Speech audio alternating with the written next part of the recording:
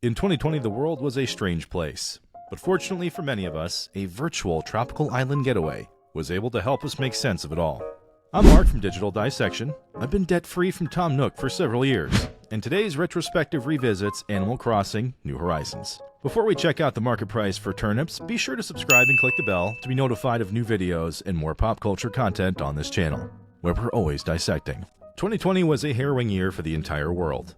Many of us were isolated as employers were closing down offices. Masks were strictly enforced in public, and families literally went months and years without seeing each other. I know I lost hair personally, and naturally settled into a dad bod that I'm still cultivating, but you probably don't care about that.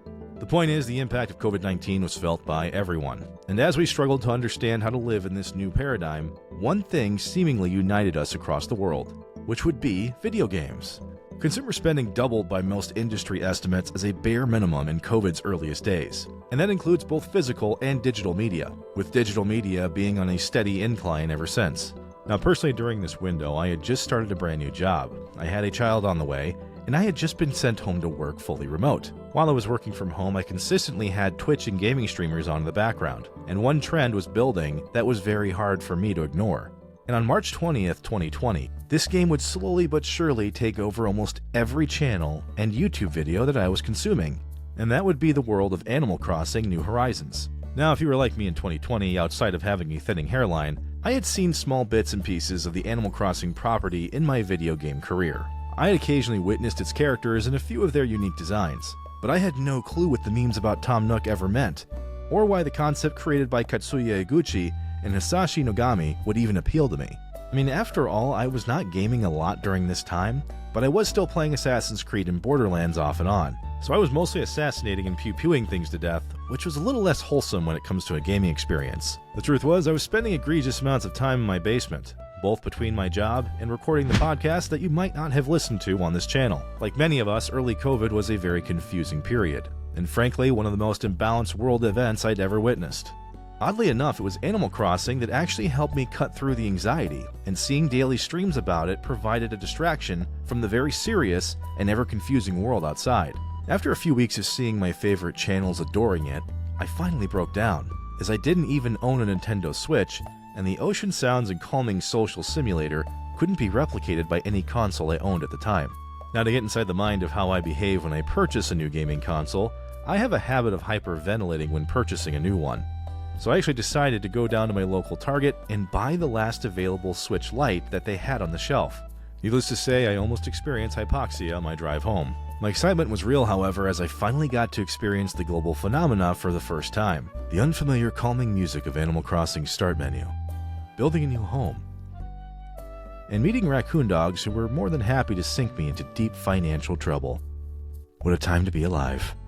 And if I had waited any longer, it would have been over 6 months before stock returned. Now, if you're not familiar with Animal Crossing and its core premise, I'll describe to you what the first breaths were like. You start out by cleaning up a remote island, collecting resources like wood, stone, and any rare items that you find. You can turn them in for currency, known as bells, and you can use these bells to slowly upgrade your island. As I began to explore these concepts, it was surprisingly easy to get ahead of paying off my house's early upgrades, even if that bastard Tom Nook was happy to keep offering me the chance to expand it. And naturally, this is where I spent a majority of my early days in the game. Sure, I had lawn furniture as my dining room table, but it was mine. And I had a working bathroom, so at minimum, my island paradise had that going for it. Even with looming debt over my head, though, it was a fun experience, and so much fun that I built my own strategies and logged easily 8 hours a day, every day the first month that I played it. At first, it was simply the fact that at any time I was collecting at minimum up to 4 different kinds of things. Items from my house and island, fish, bugs, and fossils. Now, I'm first to say that I have an addictive personality, and much of this stems from the fact that I have many real-life hobbies. But there's a tremendous amount of gameplay simply within these facets of New Horizons, as you can discover these collections at your own leisure. And each celebration of a discovery brought me a release of serotonin at the time that frankly the world wasn't quite capable of. Needless to say, it was the middle of winter in Wisconsin on top of COVID after all, so I had plenty of time on my hands. And yes, still plenty of winter to be had in March and April of that year. But did you ever finish the creature and fossil collections? Let us know in the comments. Most of my few months in New Horizons were spent amassing a fortune and figuring out just what kind of configuration or layout my island named Jacinto would feature. Yes, the very same Jacinto from Gears of War. So much so that I barely spent any time interacting or heavily focusing on the villagers that were visiting my island, animals who I discover as I used my hard-earned Nook miles to take trips away from my home island. I had no clue at first that any of these villagers actually had ratings, and that any of them were better than others. I just liked that they thought I was cool. Like the countless amounts of stepmoms in my real-life city. They wanted to hang out with me. So I began to focus more on this portion of the game, as players of the franchise's previous games kept track of each villager's value, and they are definitely not created equal. But my first resident wouldn't exactly be a Hall of Famer. His name was Biff. He was a hippo. He worked out a lot, and I put up with this crap for 2 years. Spoiler alert, don't invite Biff to your island. But like many things in this game, I found myself burying time into another concept that I had no clue could be interesting. And as more villagers decided to join me, so did a need to reconfigure Jacinto yet again, and I'd end up redesigning it over 5 times in terms of waterways, elevation, bridges, and attractions within the first few months. Seriously, if you told me I'd bury over 1,000 hours into a social simulation game before 2020, I'd have laughed at you.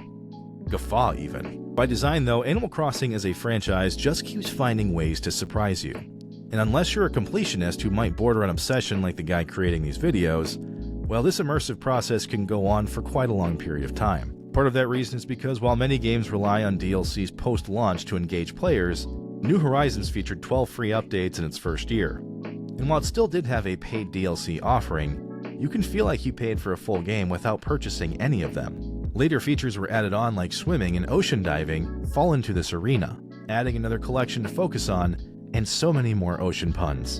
Animal Crossing really does love its puns, guys. It would seem that each time I explored a rabbit hole in this game, I'd find another one, and this included visiting my friends' islands who I couldn't actually see in real life, and experience the things that they did that I wanted to incorporate into mine. Once again, resetting some of Jacinto's meticulous city planning in lieu of a new Zen garden or a private camping area.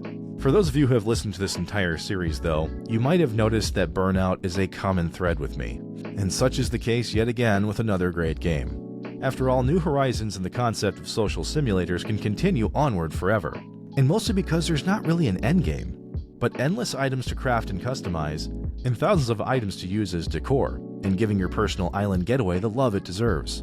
Jacinto, after almost 4 years of existence, still gets visited by me, but perhaps not like my daily peak of playing the game.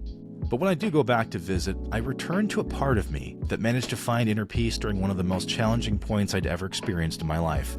For that reason alone, a part of my heart will always be in this game, and my avatar will always be a time capsule to when I had glorious hair, gone far before its time. And as always, thank you for watching this retrospective as we revisited Animal Crossing New Horizons. Stay tuned for more retrospectives on this channel, and if you want to see us tackle one of your favorite games, we're always open to suggestions. Don't forget to subscribe for more content, and until next time, pop culture nerds, keep on dissecting.